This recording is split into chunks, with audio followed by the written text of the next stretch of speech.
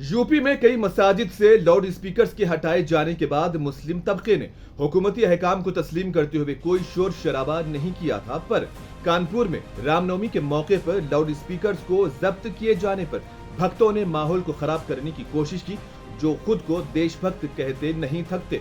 कानपुर के रावतपुर में रामनवमी के जुलूस से एक दिन कबल पुलिस के लाउड स्पीकर्स को जब्त करने पर नाराज हिंदू तंजीमें सड़कों पर उतर आई। इन्होंने पुलिस के खिलाफ नारे लगाए और रामलला मंदिर रोड को ब्लॉक करके हंगामा किया। मुकामी पुलिस से इत्तला मिलने पर डीसीपी वेस्ट जोन की फोर्स के साथ मौके पर पहुंचे और लोगों को समझाने की कोशिश की।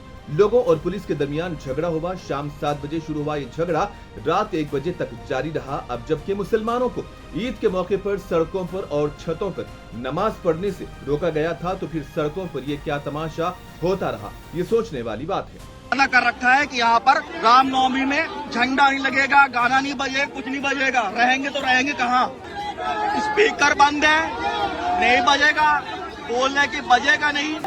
पुलिस खड़ी है, मना कर रही है कि बजेगा नहीं। ये मुस्लिम कंट्री है, पाकिस्तान है कि हिंदुस्तान है, समझ में नहीं आ रहा है। साला इंडिया में रह रहे हैं हम लोग, हिंदुस्तान में रह रहे हैं और यहाँ बज नहीं रहा। ये हाल हो गया हिंदुस्तान का।